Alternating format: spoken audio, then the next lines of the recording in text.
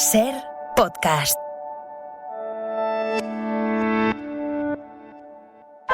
En la cadena Ser. Nadie se imagina hasta qué punto en este oficio tan aparentemente se levanta el telón y todo es fácil, como el circo, los dobles saltos mortales, eso parece la cosa más fácil del mundo. Pues esos dobles y triples saltos mortales en el teatro son tremebundos y son horas y horas y horas y horas de trabajo. La hora extra. Horas de trabajo. Con Dani de la Fuente.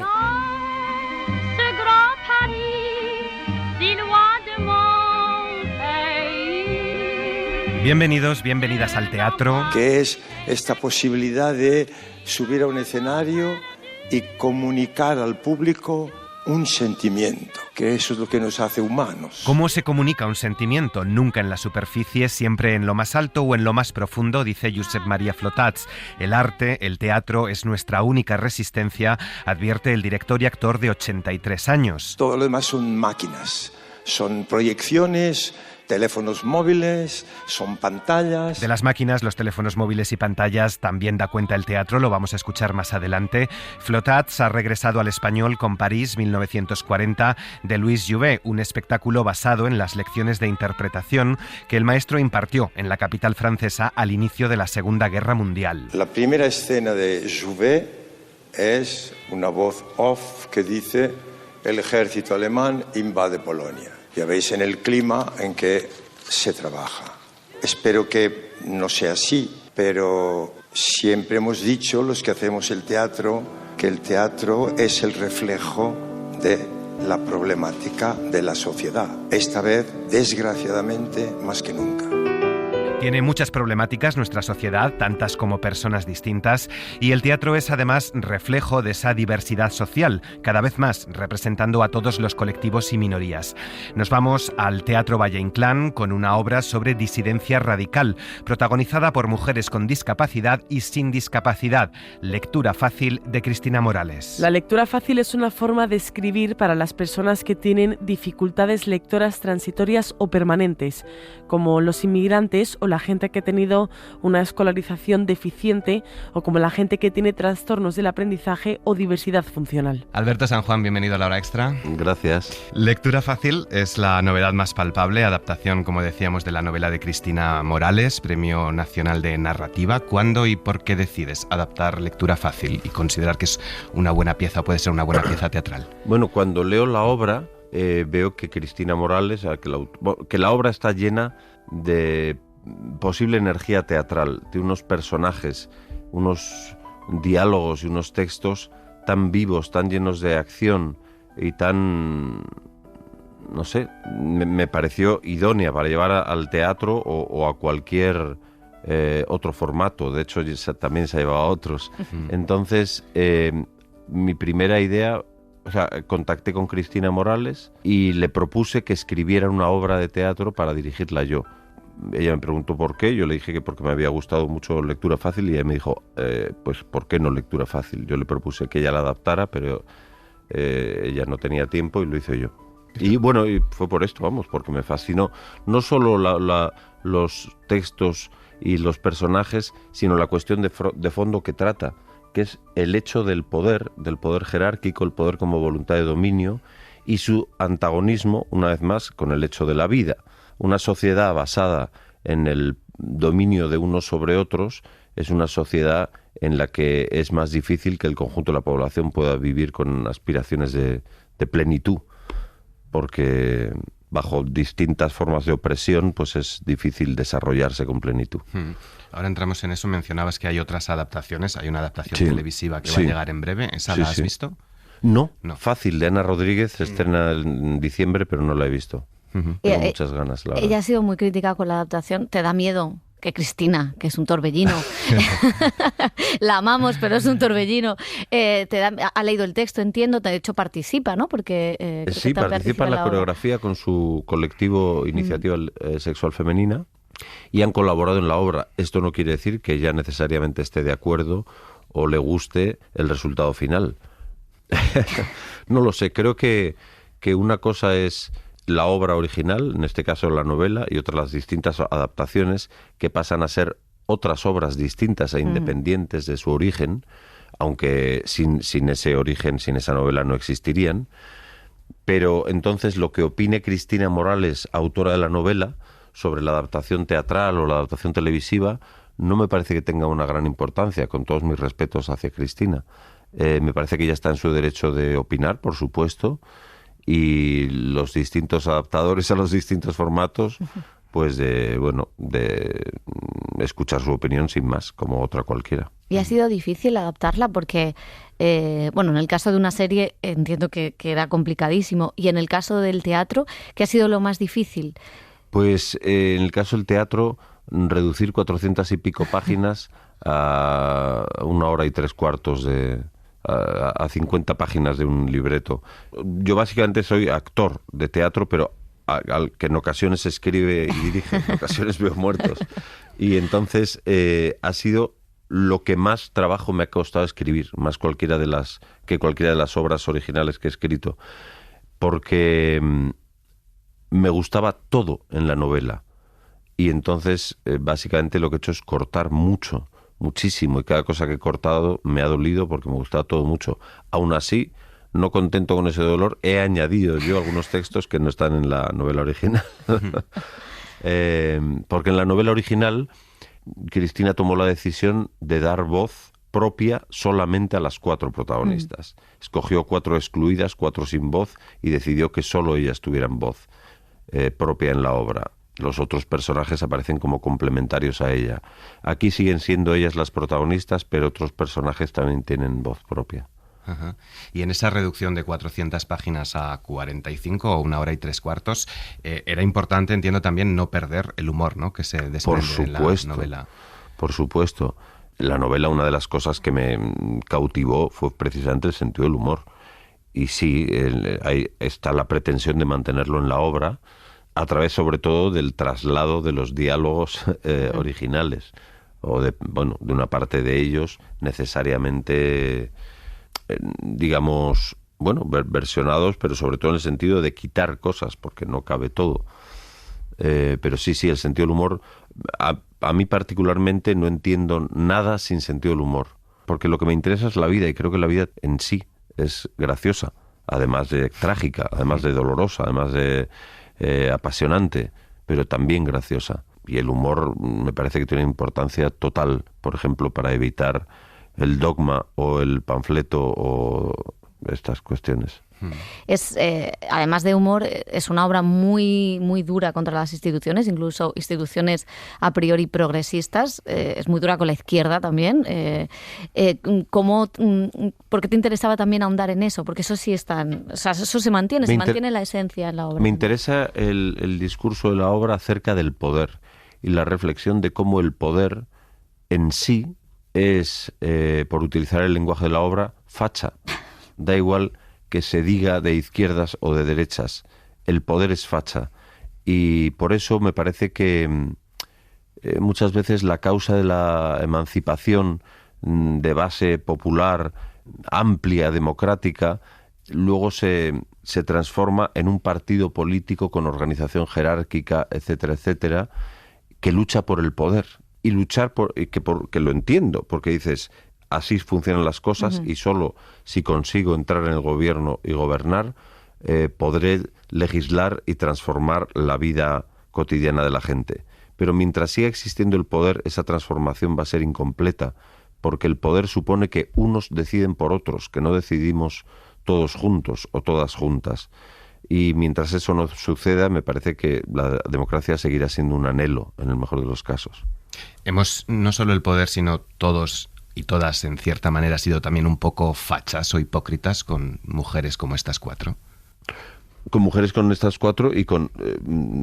yo creo que si uno está en contra del capitalismo y de lo facha entendido como voluntad de dominio sobre el otro, tiene que someterse a análisis continuo en sus relaciones de pareja, en su relación con sus hijos, en su relación con compañeros de trabajo o personas a las cuales tiene que coordinar en el trabajo, si tiene un puesto donde sea director de algo, lo que sea, tenga que coordinar. Entonces esto creo que hay que revisarlo. Como me dijo un día Albert Pla, Dijo, yo esto lo que haría es, de pequeños en el colegio, preguntar ¿quién quiere ser delegado de la clase? Y a los que levanten el brazo expulsarlos. Hay otra cosa que es significativo cuando lees la represión hacia los cuerpos de estas mujeres.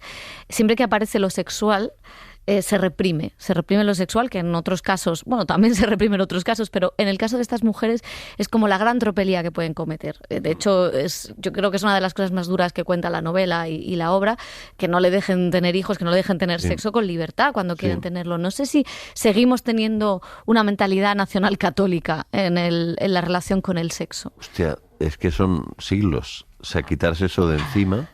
Fíjate que mi padre y mi madre fueron criados en el más radical y fanático nacionalcatolicismo. Vivieron su infancia y adolescencia en los 30 y 40 en Valladolid y Cuenca. Y ellos, yo creo que triunfaron como padres, por muchas críticas que se les pudieran hacer en las salas de terapia, porque conscientemente ejercieron de cortafuegos entre la educación que habían recibido sus hijos. Y aún así, las filtraciones de la herencia cultural son tantas y por tantos lugares que por mucho que hagan los padres, o sea, en mis propios hijos, o mi hijo y su hermano y sus compañeros de colegio y tal, el ambiente, el colegio público que les llevamos en el rastro es absolutamente de padres, digo, en teoría, feminista, antirracista, etcétera, etcétera. Les llega. Ellos reproducen comportamientos machistas, competitivos, de pronto un día xenófobos. O sea, la sociedad tiene un poder de influencia enorme por muchas vías. ¿Y cómo ha sido lo de elegir a las actrices, la selección de...? Ha sido un proceso, ha sido un calvario, más bien, ha sido un vía crucis. ¿Por qué? A ver. Bueno, primero por mis propios prejuicios capacitistas, pensé que el reparto tenía que estar formado por actrices e intérpretes normales, es decir, capaces. Y con lo de prejuicio capacitista me refiero a dividir a los humanos en capaces e incapaces, y por lo tanto tutores y tutelados, ayudadores y necesitados de ayuda, y finalmente, si rascas un poco, dominadores y dominados, o carceleros y presas, como lo dice Cristina Morales. Entonces, afortunadamente me fallaron varias grandísimas actrices que me habían dicho que sí y luego me dijeron que no, las cabronas, pero que acojonan estos papeles. Se lo agradezco. Y entonces pensé que tenía que empezar de cero e intentar formar un reparto de gente diversa. Yo no creo que el principal tema de la obra sea la diversidad funcional, intelectual o física. Creo que el principal tema de la obra es la incapacitación que sufrimos el conjunto de la población a la hora de gobernar nuestras vidas cuando habitamos dentro de un sistema de poder jerárquico. Pero el poder, una de sus infinitas estrategias, es crear categorías subordinadas donde encerrarnos a unas y a otras. Una de las categorías son las personas discapaces, a las cuales hay que ayudar, por las cuales hay que hablar, a las cuales hay que representar y por lo tanto a las cuales hay que silenciar. Porque no es que a la gente sin voz no hay que darle la voz, simplemente hay que dejar de quitársela, porque tenerla ya la tienen. No hay nadie que no tenga voz. Hay mucha gente a quien se le quita. Y entonces empecé, pero luego me di cuenta que los textos que había escrito Cristina, que quería mantener a toda costa, necesitaba funcionamientos mentales llamados normativos para hacerlos. Porque otros funcionamientos mentales muy distintos, algunos textos difícilmente los podían asumir. Y entonces, bueno, pues son 7 intérpretes por utilizar este lenguaje, que es chocante, pero quizás es lo más preciso que tenemos a día de hoy. Pues hay 3 actrices normativas y 4 intérpretes diversas, física o intelectualmente. Pensando yo realmente que hay 7 intérpretes sin más, y cada una es única y cada una es distinta, y cada una tiene sus necesidades y cada una tiene sus recursos, sus capacidades, en fin. Pero sí fue todo un viaje entender salirme de la perspectiva que categoriza y clasifica a los seres humanos y decir, simplemente son seres humanos, sin más. ¿Cómo no van a ser distintos? ¿Quién es igual? Pero esto es lo que hay. ¿Y cómo es la puesta en escena? Pues la puesta en escena es bastante sencilla. Es un espacio no realista, un espacio cerrado en el que habitan esos personajes y ese mundo, donde hay un piso tutelado, donde hay una asamblea de un grupo de acción libertaria, donde hay un juzgado, donde hay una sala de baile, un centro terapéutico donde se reúnen para hacer terapia, donde hay una casa que ocupa a una de las protagonistas. Y es muy sencilla, trata de servir a contar con claridad la historia, confiando en la fuerza de la propia historia y de la forma del texto, o sea, me refiero a los diálogos y la forma narrativa. Pero a mí me da la sensación de que también es una obra sobre el deseo de vivir. Absolutamente. Y no sé si eso es lo más subversivo que se puede tener hoy en día.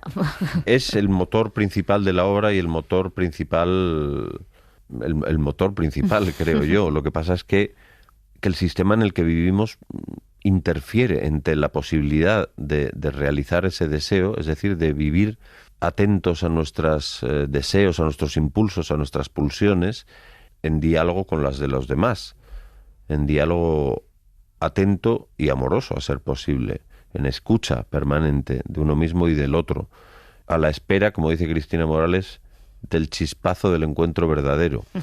Y va sobre esto, absolutamente. Y si hay una crítica del poder, es porque el poder interfiere entre el deseo de vivir y la posibilidad de hacerlo. Y la ética que pueda surgir de eso surge de la pura experiencia práctica, de decir, este sistema me hace vivir peor de lo que podría, no solo materialmente, en todos los sentidos. Alberto San Juan dirige y también interpreta a Lorca en Poeta en Nueva York, que pueden disfrutar en el Teatro Bellas Artes de Madrid. Con Alberto hemos hablado también de Lorca y de su discurso anticapitalista. Tienen la entrevista completa en cadenaser.com y en Ser Podcast. No has venido a sufrir, estás perdiendo el tiempo. No has venido a llorar, ¿de qué tenemos miedo? No hay razón para pensar que todo va fatal. También Carmelo Gómez viene de interpretar a Lorca en A Vueltas con Lorca. Entre las problemáticas de nuestra sociedad, apunta el actor, la del olvido. La amnesia, la memoria, la falta de memoria trae todas las demás enfermedades. Entonces, ¿queremos una sociedad enferma? Sí. ¿Para qué? Para mantener a fuerza de como sea los sistemas coercitivos que hemos tenido siempre, con los que creemos que sí se funciona. Y no hay otra manera de funcionar. Sabemos, por otro lado, que hay muchos errores en esta forma de comportamiento, en esta forma de organización social, pero preferimos seguir así, en lo conservador, digamos, en no cambiar nada. Lorca habla de eso, de poner que el teatro tiene que... Esa es la labor del teatro, poner en solfa los valores viejos y antiguos, ponerlos a prueba para ver si nos sirven o no nos sirven. Es evidente que la falta de memoria le puede beneficiar a un determinado grupo social, pero no a una comunidad. Carmelo Gómez acaba de estrenar en el Teatro Palacio Valdés de Avilés Las guerras de nuestros antepasados, un famoso texto antibelicista de Miguel Delibes. La función es un relato, todo el rato es un relato. Relato tras relato, anécdota tras anécdota, historia tras historia. Él se iba a ver a sus gentes, a sus paisanos, sabiendo que en la zona rural es donde estaba la piedra de Roseta de los grandes valores que nosotros hoy podemos ir perdiendo, quizá también por el divorcio del pasado. Entonces, todo esto está aquí, en esta función, o por lo menos para nosotros es importante, y para mí, que vengo de una zona rural, que yo he visto matar a perros a palos, lo he visto de niño, y he visto cómo cuando un caballo que ha estado toda la vida contigo ya no sirve, se le da un hachazo en la cabeza. He visto barbaridades, gente que es absolutamente luego humana y sensible, pero sin embargo, como la violencia está heredada, pues esto es lo que hacen todos. Yo también lo hago. Y el que no lo sepa hacer es maricón. que es una de las cosas que también pasan en esta función. Inmediatamente al médico, algo le pasa a este tío que es hipersensible y que no puede entender esta tradición. La violencia y lo rural, de esto sabe mucho Lorca. El director del Teatre al Llura, Juan Carlos Martel Ballot, acaba de estrenar Yerma. Son muchas las versiones que se han hecho de este clásico del poeta, pero el montaje de Martel Ballot es la primera producción propia que el Llura hace de una pieza de Lorca en toda su historia. Te diré, niño mío, que sí, tronchada y rota soy para ti, como me duele. Las nanas, como esta que escuchamos, musicalizadas por Raúl Refrí, han sido el punto de partida. Al desembre del 1928, Federico García Lorca, en la residencia de estudiantes, hace una conferencia maravillosa, la conferencia de las nanas, lo que hoy llamaríamos una conferencia performativa. Al contrario de lo que pensamos, que esas nanas, hay unas nanas que consuelan, que calman, que cuidan al niño. Al contrario de todo eso, resulta que las nanas españolas advierten de una España, de un país donde una tragedia puede estar aproximándose y puede estar siempre a punto de suceder. Somos una sociedad que crecemos a la defensiva, en una expectativa de ataque. Una sociedad a la expectativa, una sociedad que no se conforma, apunta Bárbara Mestanza, una de las actrices del montaje. Yo creía que Yerma era una obra que trataba sobre una mujer que no podía tener hijos. Y fijaos que digo una mujer y no una pareja, ¿no? Para mí, Yerma trata de una revolución que todavía está muy viva y que todavía no se ha terminado y que le queda mucho por terminarse. Creo que Yerma es lo que pasa cuando no nos conformamos. Protagonizada por María Hervás, la falta de aceptación de la realidad en Yerma conduce fatalmente a la violencia. Yerma llegará en enero al Centro Dramático Nacional en Madrid antes de empezar una gira en primavera por Cataluña. ¿Cuántas mujeres están escritas y descritas en Lorca, por ejemplo, en esta Yerma? O sea, no hablamos solo de una Yerma. Hay muchas Yerma, muchas mujeres, pero todas somos Adelita. Si Adelita tuviera un contrato, sus papeles podría arreglar.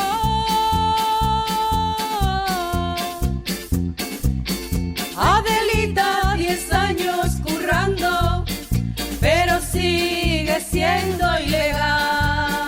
Estamos escuchando al colectivo Territorio Doméstico, formado por mujeres trabajadoras del hogar que llevan años reivindicando los derechos de estas empleadas en la intimidad de un hogar ajeno, en los cuidados remunerados. El trabajo que tengo es particular, cuidas de todo el mundo y te pagan fatal. La ilustradora Ana Peñas, primera mujer Premio Nacional de Cómic, y la antropóloga Alba Herreros ponen en valor este trabajo precarizado e invisibilizado en la exposición En una casa, genealogía del trabajo del hogar y los cuidados, que podemos ver en el IBAM, el Instituto Valenciano de Arte Moderno. Ilustraciones a partir de entrevistas a decenas de mujeres, un recorrido por la historia política y cultural de las chachas, de las chicas, de las hoy llamadas empleadas del hogar. Un diálogo entre empleadas y empleadoras que nos cuenta desde Radio Valencia Jessica Crespo. ¡Señora! ¡Señora! ¿Qué me va a querer? Por mucho que diga el Montepío, yo soy una criada. ¿Y cómo se va a enamorar él de una criada? Con lo señorito que es. Es la mítica Gracita Morales, recordada para la posteridad por sus papeles de sirvienta. Bueno, sirvienta, criada, chacha, empleada del hogar, trabajadora de hogar. A lo largo del último siglo ha ido cambiando la forma en la que nos referimos a este trabajo, aunque lo que no ha cambiado es que son mujeres precarizadas e invisibilizadas. Ahora la Premio Nacional del Cómic Ana Peñas y la antropóloga Alba Herrero las sacan de la oscuridad para abordar la organización social de los cuidados, las transformaciones recientes y su situación actual. La muestra la encontramos en el IBAM. Se llama En una casa, genealogía del trabajo del hogar y los cuidados, y se estructura como nos explica la propia Ana Peñas. La estructura es cronológica y entonces en cada bloque he hecho un tratamiento de la imagen un poco diferente respecto a los otros, pues con el color o con un poco la tipografía también, ¿no? Formatos van variando. Ver aquello que tiene que ver mucho más con lo emocional, ¿no? Como esos momentos de más rabia o más humillación o de empoderamiento. 35 entrevistas a mujeres nacidas entre 1930 y 1997 que han dado lugar a estas ilustraciones y a esta exposición, en la que también han elaborado un exhaustivo trabajo de archivo para mostrar sus luchas, las luchas de estas mujeres que también también ha estado invisibilizada. Un recorrido en el que vemos las distintas situaciones que las han llevado a este sector tan precario.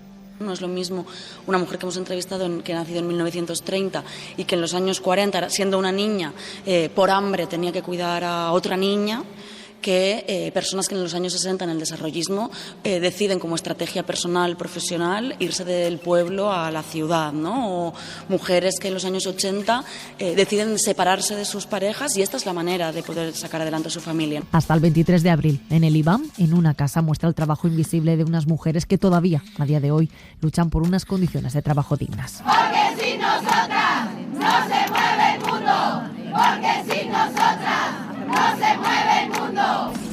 Seguimos con otra representación de las mujeres, en este caso de las madres de clase obrera, que intentan ascender a través de la fama y las redes sociales. La novelista francesa Delphine de Vigan acaba de publicar en Anagrama Los Reyes de la Casa, un thriller policial convertido en un tratado sociológico sobre la fama, las redes sociales, la familia y las madres influencers. Ha hablado con ella Pepa Blanes.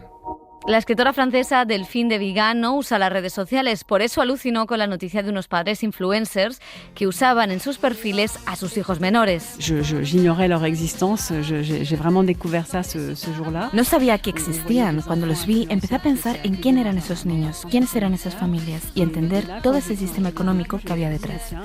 Me pareció un mundo muy interesante, sobre todo entender qué pasa dentro de esa familia, cómo llegan esos padres a exponer a sus hijos para hacer negocio. Il y a quand même quelque chose d'intéressant à explorer. A través de eso ha configurado una novela, un thriller policial que cuenta la desaparición de la hija de una superinfluencer francesa, Melanie, que antes de triunfar en YouTube e Instagram ya lo hizo en los años 2000 en los realities de televisión, como si una fama instantánea que rompe la intimidad estuviera ligada a la otra, nos dice la autora. En fait, c'est vraiment en regardant un petit peu justement ces familles, la manière dont elles se mettent en scène à la fois sur YouTube et sur Instagram. El modo en cómo esas familias muestran su modo de vida en YouTube y en Instagram es un poco como una especie de telerrealidad. Están poniendo su intimidad constantemente en stories, contando absolutamente todo lo que hacen durante todo el día. Eso es una forma de reality show doméstico emitido en Instagram y YouTube. Las redes sociales han permitido a cada uno desarrollar su propio reality show.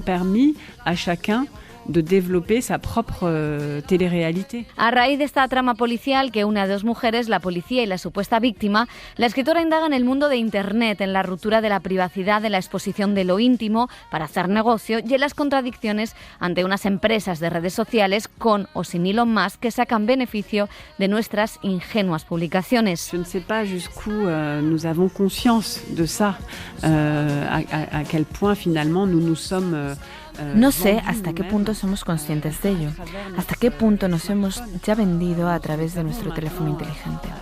Ahora sabemos cuánta atención recibe este mercado, los datos que estamos dando gratis a las empresas. Pero lo sorprendente es ver cómo negamos de alguna manera eso. Prendre la mesure de ce que ça signifiait. La novela Los Reyes de la Casa es más que un thriller, es un tratado antropológico de nuestra generación, de cómo nos relacionamos con la tecnología y con la fama. Está muy presente en Francia esa idea de convertirse en famosa de repente. Para mucha gente su objetivo en la vida ahora mismo es ser famoso. No convertirse en un gran músico, un gran actor, un gran científico, sino de ser reconocido. Y las redes sociales permiten estas glorias repentinas y completamente fugaces.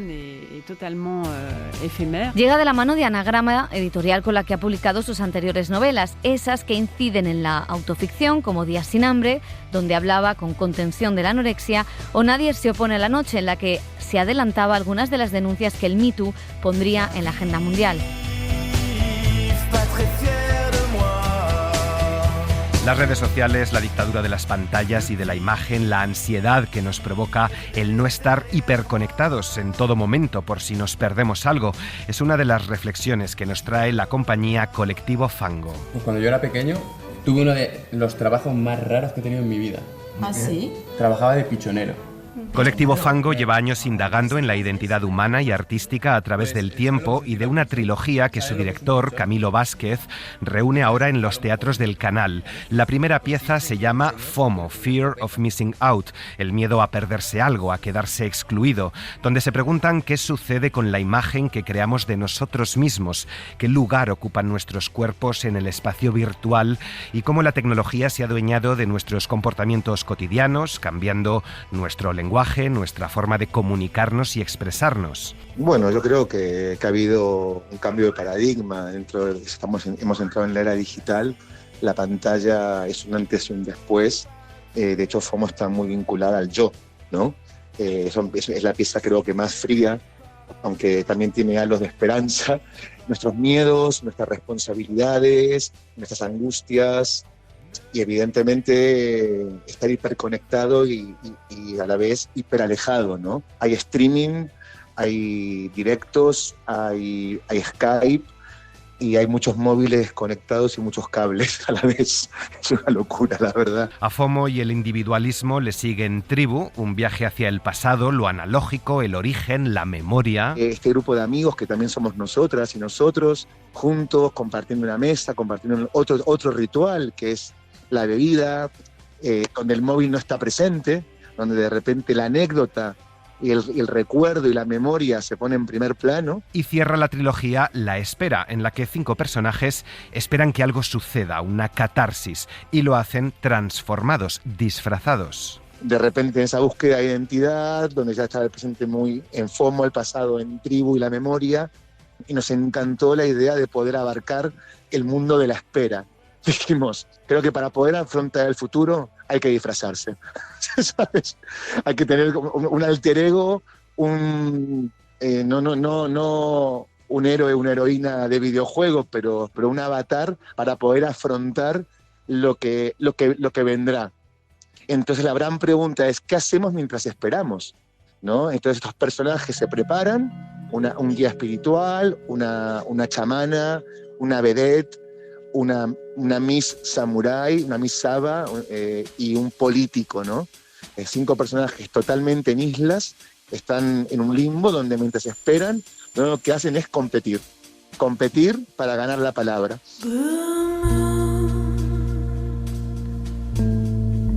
You saw me standing alone. Búsquedas personales y grupales, íntimas, colectivas y políticas, las que nos ofrece Colectivo Fango a partir de esta semana. También juega con la memoria Pablo Remón, que regresa al Centro Cultural Conde Duque. El amor esto, el amor lo otro, y con el teatro, ¿Vale ya con el teatro, Lo hace con Barbados en 2022. La abducción es una reescritura de Barbados, etcétera, que Remón estrenó hace 5 años. Esta obra que estrenamos ahora en el Festival de Otoño y que se llama Barbados en 2022 es una especie de remake de una obra que hicimos hace 5 años, en el 2017, que se llamaba Barbados, etcétera. Es como una nueva puesta en escena hecha con los mismos actores y un texto nuevo también que recoge fragmentos y porciones de la obra original. Barbados es la historia, la memoria de una pareja, cómo han llegado hasta aquí. Una pareja que va bregando con los sinsabores del día a día. ¿Los sinsabores? Aquello que no tiene sabor, aquello que no tiene olor. Ah, sí. Las pequeñas muertes. ¿El qué? Las pequeñas miserias, las pequeñas muertes. Habla de cómo recordar una historia o inventar una historia, que a veces las dos cosas son confusas, cómo hacerlo en pareja, ¿no? Y cómo la historia de una pareja muchas veces es la historia de esa pareja, de la narración de esa pareja, de cómo esa pareja ha llegado al punto en el que está. La memoria es tramposa, nos decía Mariana Enríquez la semana pasada, no nos podemos fiar de la memoria. Así que una pregunta, ¿cómo comunicarse en pareja si la memoria nos juega malas pasadas? Pues me parece muy cierta la frase esta de Mariana Enríquez. Es cierto que la memoria es confusa.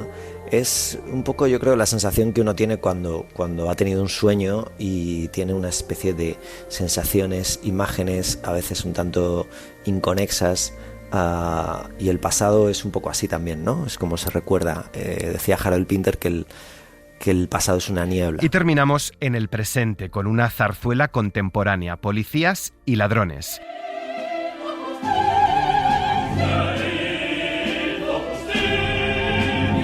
Escrita en 2015 y 2 veces pospuesta, por fin se acaba de estrenar para alegría de Daniel Bianco, director del Teatro de la Zarzuela. La verdad que es un día para festejar, que podamos estrenar una zarzuela contemporánea, para hacernos reír a la vez de poder distanciarnos de ciertos comportamientos que nos hacen daños a los seres humanos, porque la corrupción, que es un poco de lo que habla en la zarzuela, lamentablemente tan cotidiana y conocida, es el punto de partida y de llegada. La historia comienza con el ingreso en la cárcel del presunto implicado, recibido por los presos y por los medios de comunicación.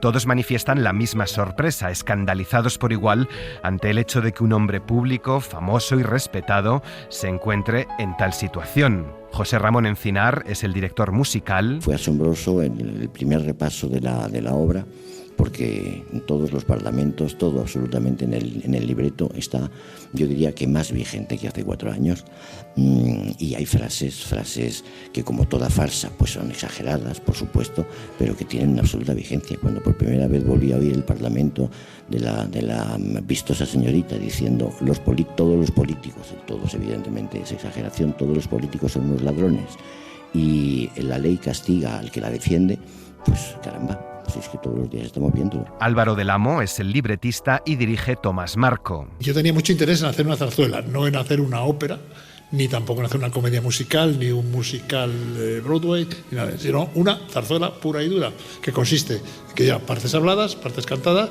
números cerrados, y que tiene que ver con la actualidad y con una cierta esencia de españolidad. Nos vamos. Sé que te vas. Volvemos la semana que viene. Sé que volverás. Nos vamos con Ángela Álvarez, artista revelación a sus 95 años en los Grammy Latinos. La cantautora cubana, a quien su padre le prohibió dedicarse a la música porque no era vida para las mujeres, ha cumplido su sueño gracias a su nieto. Aquellos que no han realizado su sueño, aunque la vida es difícil, siempre hay una salida. Y con fe y amor lo puedes lograr. Se los prometo, que nunca es tarde. Los amo a todos y que Dios me los bendiga. Contigo no tengo tristeza, no siento ya frío, ni tengo dolor. Muchas gracias por acompañarnos. Muchísimas gracias por estar aquí y os esperamos en el teatro. Gracias. Mientras haya humanos sensibles como vosotros interesados por una obra de teatro que se va a estrenar, sea la que sea, seguiremos existiendo. O sea que gracias. Que tengan buena semana. Eres tú mi ilusión. Tú eres. Suscríbete a La Hora Extra.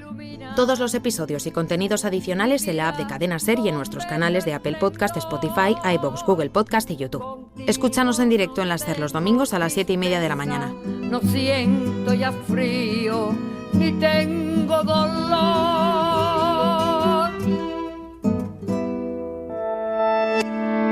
Cadena Ser. La radio.